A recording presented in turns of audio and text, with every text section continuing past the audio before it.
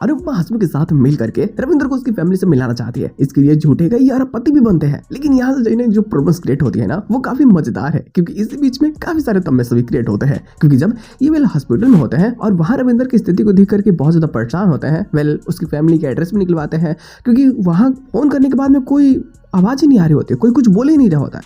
अभी लोग बहुत परेशान। रविंद्र को तो देख करके स्थिति हसमुख की ऐसे बिगड़ जाती है कि उसे लगता है कि सब कुछ ठीक करना बहुत जरूरी है। वो उसके घर जाते हैं, अनुपमा और हसमुख वहां जाते हैं तो उसकी बीवी इनको तो पहचानने से साफ मना कर देती है, लेकिन हसमुख उसे पहचान जाता है।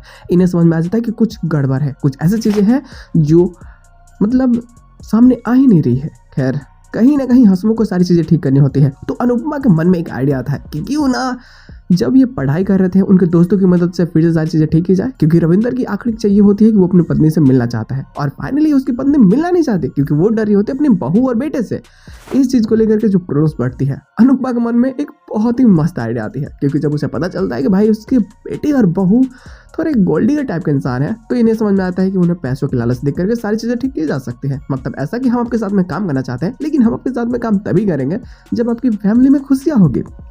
उन बच्चों के सामने ऐसी शर्तें रखेंगे तो वो लोग खुद ब खुद रविंदर को लेकर के घर में आएंगे और सारी चीजें ठीक हो जाएगी। ऐसा सारी प्लानिंग होती है और यहाँ से जो प्रॉब्लम्स होती है वो काफी बेहतरीन हो जाती है। वैसे तो कुछ और भी प्लॉट्स होते हैं, क्योंकि भाई राही और वेल अंश इन सब की इज्जत तो घर में और बढ़ चुकी है। वैसे भी अब कुछ टाइम में अंश पिता बन जाएगा और राही जो काम कर रही होती है इस चीज से कहीं ना कहीं अब भाभी खुश होने लगती है। लेकिन एक प्रॉब्लम और बड़ी है, वो ये होती है कि बाकी को लगता है कि शायद उसकी जिंदगी में एक और आदमी आ रहा है तो ये शादी कर ले, और शादी करने के लिए राजी हो जाते हैं शादी करने वाले। लेकिन किंजल को पता होता है कि आगे जाकर की बहुत बड़ी फंसेगी, क्योंकि वो इंसान भी पैसे लेकर के भाग जाएगा, जैसे काफी लोगों ने इसके साथ में किया।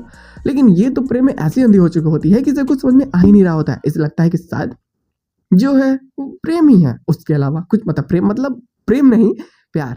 तो यहाँ ना अब ये बहुत ज्यादा थोड़ी उस चीज को लेकर के बिजी हो जाती है सोच विचार में। लेकिन वही अनुपमा अपने काम में कामयाब, क्योंकि उसकी जो प्लानिंग होती है मिशन सबक, उसके लिए उसे यही करना होगा कि पहले घर पे जाओ अमीर बन करके, और ये ऐसा करते भी। हालांकि इसके साथ एपिसोड की नहीं कर दी जाती, पूरी एपिसोड स्टोरी से काफी ज्यादा बेहतरीन इसका पोस्टर सीन होता है, क्योंकि वहां पे अनुपमा और हसमुख मतलब दुबई का सबसे ज्यादा अमीर इंसान बन करके जाता है रविंद्र के घर पे उसकी बेटे और बहू के पास में, और जाकर के बोलता है देखो हम लोग बहुत अमीर हैं।